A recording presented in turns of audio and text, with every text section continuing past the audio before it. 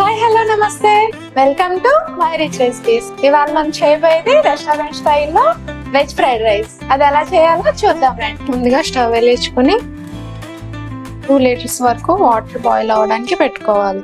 2 వరకు స్టార్ మొగ్గలు వేసుకుంటున్నాను, దీనివల్ల మంచి ఫ్లేవర్ వస్తుంది. ముందుగా క్యారెట్స్ తీసుకుని కట్ చేసేసుకోవాలి. మన క్యారెట్స్ ఈ సైజులోనే ఉండాలి, అంటే చిన్నగానే కట్ చేసుకోవాలి.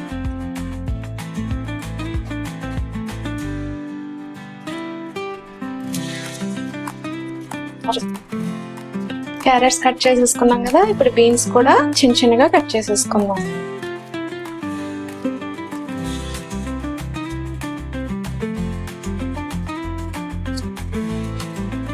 ఇప్పుడు ఒక 2 వరకు గ్రీన్ చిల్లీస్ కూడా చిన్న చిన్నగా కట్ చేసేసుకుందాం.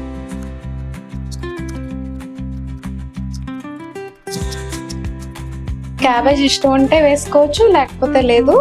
కానీ ఫ్రైడ్ రైస్ కి క్యాబేజ్ ఒక మాయిశ్చరైజర్ లాగా పనిచేస్తుంది. మీన్స్ ఒక వెట్నెస్ ఒకటి బాగా వస్తుంది, దీనివల్ల ఎక్కువ పట్టదు. ఈ మొక్క అయితే సరిపోతుంది. చిన్నగా కావాలని చిన్నగా కట్ చేసుకోవచ్చు, ఇలా లేదా పొడిగా కట్ చేసుకోవచ్చు. ఇలా మనం చేసి పెట్టుకుంటే ఇదంతా కూడా ఇలా విడిపోవాలి. విడిపోయేలా చేసుకుని బౌల్లో తీసి పక్కన పెట్టేసుకోండి. ఇవి స్ప్రింగ్ ఆనియన్స్, వీటిని కూడా కట్ చేసేసుకుందాం. ఆ వైట్ పార్ట్ అవసరం లేదు, మనకి గ్రీన్ పార్టే కావాలి. సో ఈ స్ప్రింగ్ ఆనియన్స్ కోసం ఇలా కట్ చేసుకోవాలి. వాటర్ బాగా మరిగిపోయాయి. ఇప్పుడు ఇందులో సరిపడా సాల్ట్ వేసేసుకుని రైస్ వేసేసుకున్నాం. 2 టేబుల్ స్పూన్స్ వరకు సాల్ట్. ఇది 1/2 kg బాస్మతి రైస్ అండి. 1/2 kg బాస్మతి రైస్ ని 1 అవర్ పాటు నానబెట్టుకున్నాను. నానబెట్టుకున్న రైస్ ని ఇందులో వేసేస్తున్నాను.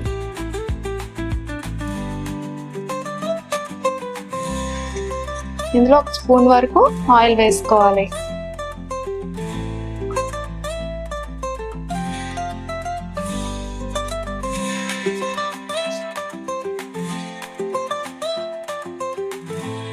ఇలా 3/4 వరకు మన రైస్ కుక్ అయిపోవాలి.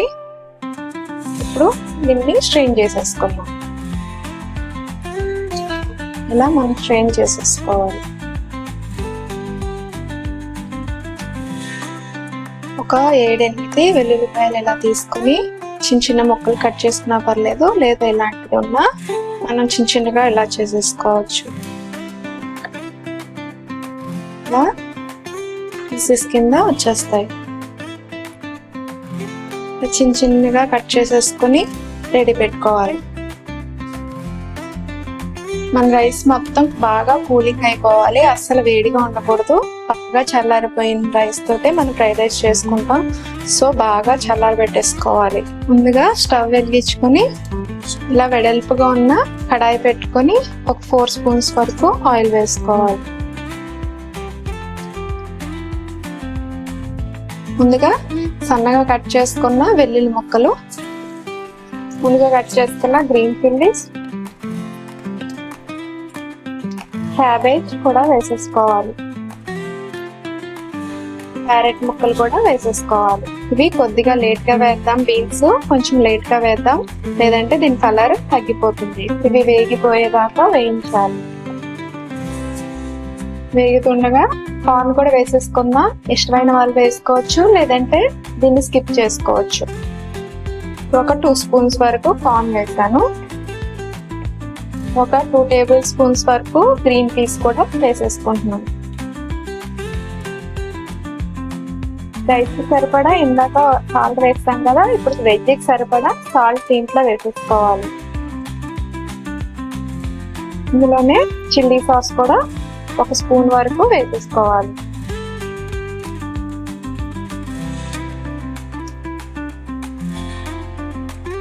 ఇవి బాగా హాఫ్ వరకు మనకి మగ్గిపోయాయి. ఇవి మగ్గిపోయిన తర్వాత లాస్ట్ లో వేసుకుందాం అని పక్కన పెట్టేసుకున్నాం కదా బీన్స్ కూడా. ఇప్పుడు సన్నగా కట్ చేసిన బీన్స్ వేసేసుకుందాం.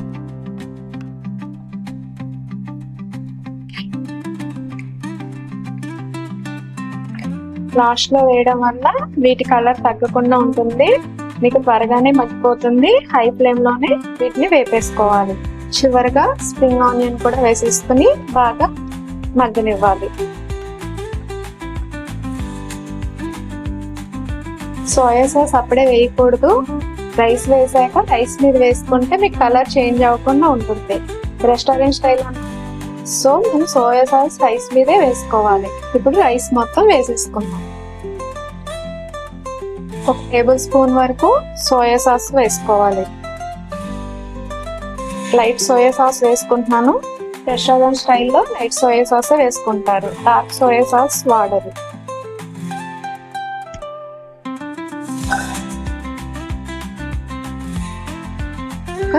చిటికెడు షుగర్, ఒక 1/2 స్పూన్ వరకు pepper powder. White pepper powder ఉంటే వేసుకోండి, లేకపోయినా పర్వాలేదు, బ్లాక్ పెప్పర్ అయినా వేసేసుకోవచ్చు.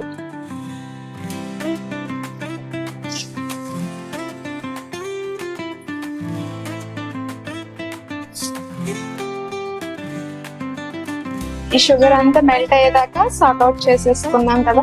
2 స్పూన్స్ వరకు వెనిగర్. ఇప్పుడే ఒకసారి టేస్ట్ చేసి స్టవ్ ఆఫ్ చేసేసుకోండి. ఇప్పుడు దీన్ని సర్వ్ చేసేసుకోండి. రెస్టారెంట్ లో అయినా మనం కర్రీస్ ఆర్డర్ చేసుకుంటాం కదా, అలానే మనం దీంట్లోకి పన్నీర్ కర్రీ కానీ చికెన్ కర్రీ కానీ చాలా చాలా టేస్ట్ ఇస్తుంది. అదే మన స్ట్రీట్ స్టైల్లో అయితే మనకి కర్రీస్ అయితే అవసరం లేదు. అది కూడా ఒకసారి నేను తర్వాత చేసి చూపిస్తాను.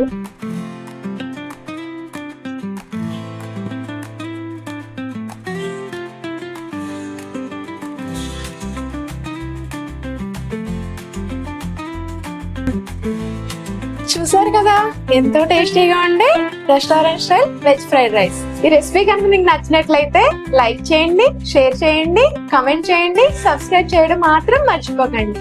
Thank you.